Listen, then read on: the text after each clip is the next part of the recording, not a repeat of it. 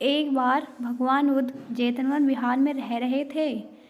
भिक्षु चशुपाल भगवान से मिलने के लिए आए थे। उनके आगमन के साथ उनकी दिनचर्या, व्यवहार और गुणों की चर्चा भी हुई। भिक्षु चशुपाल अंधे थे।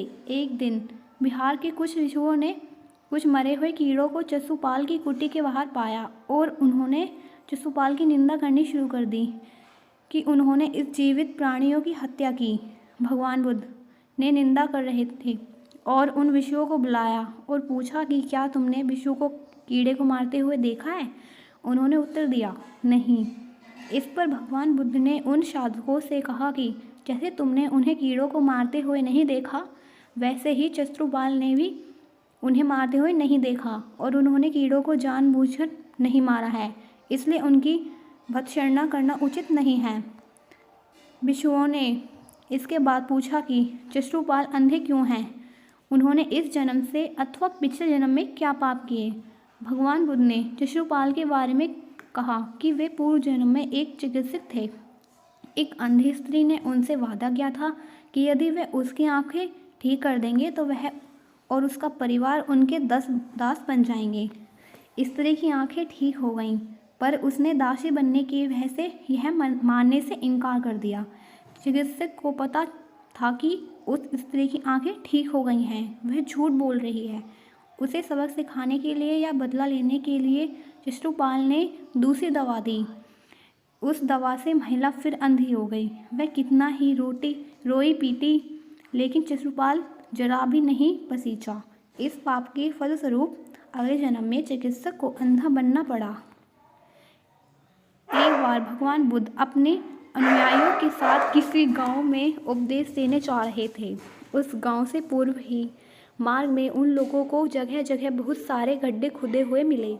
बुद्ध के एक शिष्य ने उन गड्ढों को देखकर जिज्ञासा प्रकट की, आखिर इस तरह गड्ढे का खुदने और होने का क्या तात्पर्य है? बुद्ध बोले, पानी की तलाश में किसी व्यक्ति ने इतने गड्ढे खोदे हैं। यदि वह धैर्यपूर्वक एक ही स्थान पर गड्ढे खोदता है तो उसे पानी अवश्य मिल जाता है, पर वह थोड़ी देर गड्ढा खोदता रहा और पानी न मिलने पर दूसरा गड्ढा खोदना शुरू कर देता है। व्यक्ति को परिश्रम करने के साथ धैर्य भी रखना चाहिए। एक बार भगवान बुद्ध भिक्षा के लिए एक किसान के यहाँ पहुँचे। तथागत को भिक्षा के लिए आया देखकर किसान उपेक्षा से बोला, श्रमण में हल जोतता हूँ और तब खाता हूँ। तुम्हें भी हल जोतना और बीज बोना चाहिए, तब और खाना चाहिए। बुद्ध ने कहा, महाराज, मैं भी खेती ही करता हूँ। इस पर किसान को जिज्ञासा हुई और वह बोला, मैं ना तो तुम्हारे पास हल देखता हूँ, ना बैल और ना ही खेती का स्थल। तब आप कैसे कहते हैं कि आप भी खेती ही करते हैं? आप कृपया अपनी खेती के संबंध में समझाइए। बुद्ध ने कहा, महाराज, मेरे पास श्रद्धा का बीज है, तपस्या रूपी वर्षा और प्रज्ञा रूपी जोत और हल है, पापभीरता का दंड है, विचार रूपी रस्सी है, स्मृति और जागरूकता रूपी हल की फाल और पीनी है। मैं वचन और क्रम में संयत रहता हूँ। अपनी इस खेती को बेकार घास से मुक्त रखता हूँ और आनंद की फसल काट लेने तक प्रयत्नशील रखने वाला हूँ। अप्रमाद मेरा बैल है, जो बाधाएं देखकर भी पीछे मुख नहीं मोड़ता। वह मुझे सीधा शांति धाम तक ले जाता है। इस प्रकार मैं अमृत की खेती करता हूँ। भगवान बुद्ध का जब पाटलिपुत्र में शुभागम हुआ और हर व्यक्ति अपनी अपनी संपत्तिक स्थिति के अनुसार उन्होंने उपहार देने की योजना बनाने लगा। राजा बिम्बिसार ने भी कीमती हीरे, मोती और रत्न उन्हें पेश किए। बुद्धदेव ने सबको एक हाथ से सहर्ष स्वीकार किया। इसके बाद मंत्रियों, सेठों, साहूकारों ने अपने अपने उपहार उन्हें अर्पित किए और बुद्धदेव ने उन सबको एक हाथ से स्वीकार कर लिया। इतने में एक बुढ़िया लाठी टेकते वहाँ आई। बुद्धदेव को प्रणाम कर वह बोली, भगवान, जिस समय आपके आने का समाचार मुझे मिला उस समय में यह अनार खा रही थी। मेरे पास कोई दूसरी चीज़ न होने के कारण मैं इसी अधखाए फल को ही ले आई हूँ।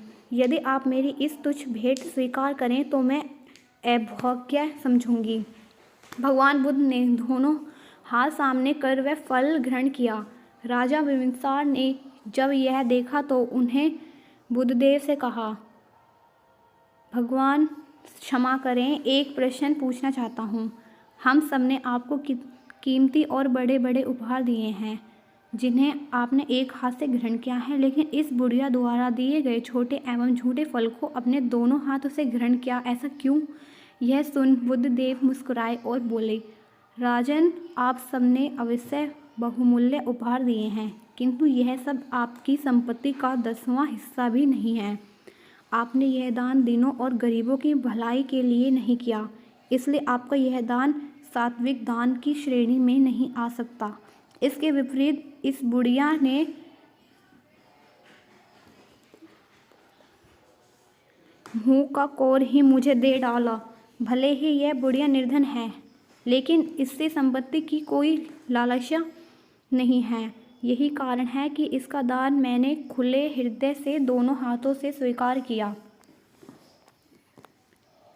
अगर आपको वीडियो अच्छे लगे तो प्लीज़ कमेंट और लाइक सब्सक्राइब ज़रूर कर दीजिएगा। आपका बहुत बहुत धन्यवाद।